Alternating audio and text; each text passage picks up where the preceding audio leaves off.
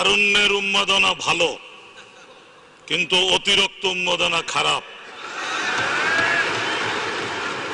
যারা বক্তব্য রাখে তারা অনেকে ভুলে যান আমরা অনেকে এখানে বেঁচে আছি যারা জিয়াউর রহমানের সাথে একসাথে লড়াই করেছি।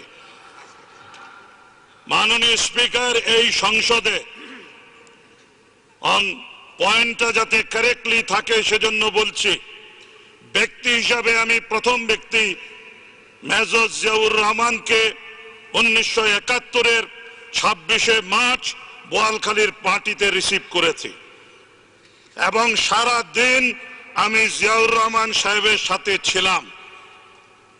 প্রমাণ চান, এই সংসদের কাছে বলছি, you have to call colonel Oli, you have to call lieutenant general Mir Shawkat Ali, যারা আমরা একসাথে ছিলাম।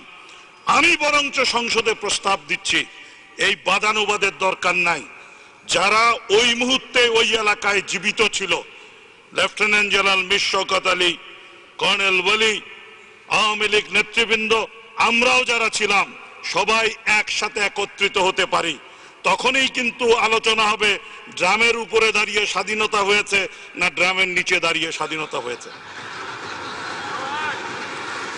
মাননীয় স্পিকার, একই সাথে বলতে চাই, অনেকে একটা জিনিস ভুলে যান, যেই ডিক্লারেশন নিয়ে এত প্রশ্ন উঠছে, declaration on behalf of Bangabandhu দিয়ে জাতির কর্তৃত্ব নিতে চাচ্ছেন, সেই একই রেডিও স্টেশন এই অদম মঈনুদ্দিন খান বাদল 1971-এর 16ই ডিসেম্বর ওই রেডিও স্টেশন দখল করে বাংলাদেশ স্বাধীন হয়েছে ঘোষণা দিয়েছিলাম।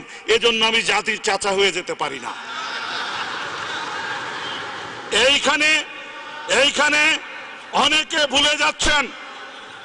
ভুলে যাচ্ছেন mister speaker, Chittagong radio station 10 কিলোওয়াটের রেডিও স্টেশন।